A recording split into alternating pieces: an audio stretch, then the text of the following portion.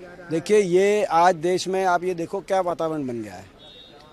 कहीं तो दिल्ली पुलिस ने छात्रों पे लाठियां चलाई जिसमें कीलें लगी हुई थी, कहीं पैलेट गन का प्रयोग हुआ, बिहार के अंदर AK-47 का प्रयोग हुआ। एक तरफ तो पुलिस प्रशासन पूरी तरह कहर ढा रहा है स्टूडेंट्स पे, और दूसरी तरफ बीजेपी के नेता राह चलते, आपने देखा वीडियो किस तरह के वायरल हो रहे हैं, राह चलते स्टूडेंट्स को बुलाकर उनसे गाली गलौज कोई कर रहा है। कोई बीजेपी का नेता हरियाणा के अंदर एक इनके पूर्व प्रदेश अध्यक्ष गद्दार बता रहे हैं स्टूडेंट्स को। और दिल्ली यूनिवर्सिटी के अंदर जो बहुत से छात्र ऐसे जो गए थे जंतर मंतर पे प्रोटेस्ट करने, उन छात्रों को चयनित करके टेलीफोन किए जा रहे हैं, उनके घरों में टेलीफोन किए जा रहे हैं जिनके वीडियो वायरल हुए। एक एक को पहचान के वीडियो वायरल हुआ है, उनके घरों पर टेलीफोन किए जा रहे हैं कि आप माफ़ी मांगो। बिहार के अंदर हज़ारों बच्चों को हिरासत में लेने का काम इस सरकार ने किया हुआ है। चारों तरफ स्टूडेंट्स पे को प्रताड़ित करने की तरफ देश की सरकार बढ़ गई। ये कैसे वातावरण बना, इसके लिए गृह मंत्री का जवाब हम मांगते हैं।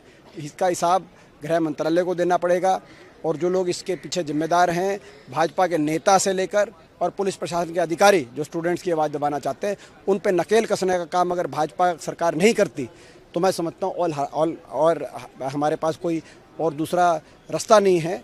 जब तक हम जवाब नहीं लेंगे तब तक हम लड़ाई लड़ेंगे। देखिए, हमने अजर्नमेंट मोशन दिया कि अभी भी दिल्ली में 20 जुलाई के दिन जो बच्चों पर जो मारपीट हुई, जो पैलेट गन चलाए गए, जो बच्चियों पर, लड़कियों पर जो जिस प्रकार से व्यवहार किया गया, उसकी जवाबदेही गृह मंत्री अमित शाह जी की है। राहुल गांधी जी ने इस संदर्भ में चिट्ठी भी भेजा है।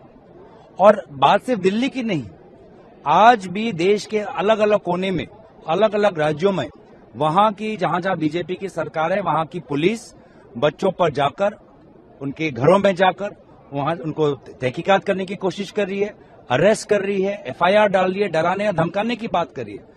आज भी दिल्ली में जो बच्चे जिनकी ट्रीटमेंट हो रही है अस्पताल में, वहां तक हम जा नहीं पा रहे। उनको एकदम मतलब पुलिस के अंदर एक ऐसे ढांचे में रखा हुआ है कि कोई बाहर का व्यक्ति उनसे मिल भी नहीं सकता। तो ये सब कौन देख रहा है? ये इसकी जिम्मेवारी किसके हाथ में? गृह मंत्री अमित शाह के हाथ में। आज भी बच्चों के बीच में डर और तनाव का वातावरण पूरे देश भर में क्यों? आज भी वे युवा जो जिन्होंने धरना किया, उन पर पुलिस कार्रवाई क्यों 20 जुलाई के दिन बच्चों पर इस प्रकार का अत्याचार हुआ? इन सब पर हम चाहते हैं कि गृह मंत्री बयान दे।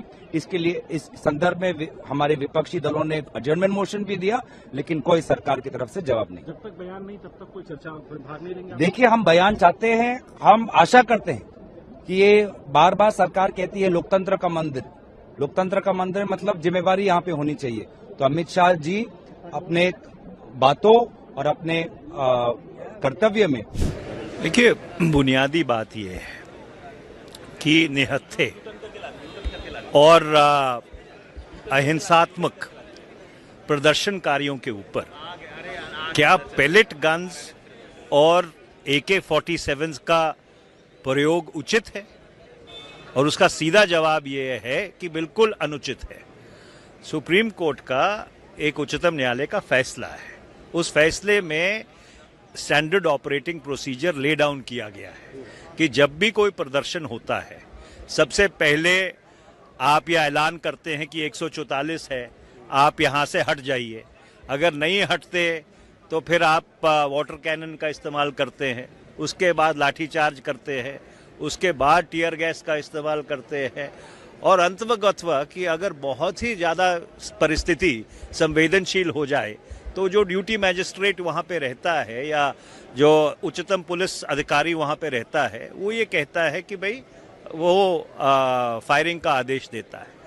पर जिस तरह से पिछले सोमवार निहत्थे छात्रों के ऊपर आपने पैलेट गन्स का इस्तेमाल किया, बिहार में वीडियो वायरल हो रहे हैं कि एक वो कांस्टेबल AK-47 लेके पीछे भागी जा रहा है लोगों के, ये तो बर्बरता है। This is inhuman and this is an atrocity, and this atrocity cannot happen till the time there are not clear orders from the very top that you will use excessive and coercive force. देखिए, ये bill, कोई भी bill ला रहे हैं, उस bill के तहत काम कहाँ हो रहा है? आप देख रहे हैं, एक तरफ बिल आ रहा है, एक तरफ बच्चों पर FIR भी हो रही है, उनके मुकदमे भी दर्ज किए जा रहे हैं। ये कौन सा है? इसका मतलब कि आप दोहरे चरित्र के लोग हैं। एक तरफ आप बिल ला रहे हैं, दूसरी तरफ बच्चों पर FIR हो रही है, बच्चों पर लाठियां चल रही हैं, बच्चियों के प्राइवेट पार्ट्स पर लाठियां मार रहे हैं आप। ये क्या है? इससे साबित होता है कि पूरी तरीके से ये लोग एक बच्चों को जीवन बर्बाद करना चाहते हैं, बच्चों का भविष्य खराब करना चाहते हैं।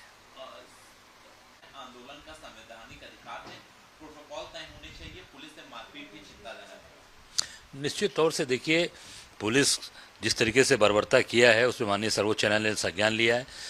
हम सब का निवेदन है, आग्रह है कि माननीय सर्वोच्च न्यायालय ऐसे अधिकारी, ऐसे पुलिस कर्मियों के खिलाफ कठोरतम दंड दे, कठोरतम कार्रवाई करे।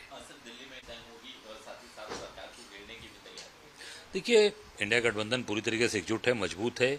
हमारे नेता राहुल गांधी जी, हमारे नेता आदरणीय प्रियंका जी और खड़गे साहब जो राष्ट्रीय अध्यक्ष हैं, उनके नेतृत्व में इंडिया गठबंधन के सब लोग मजबूती से खड़े हैं।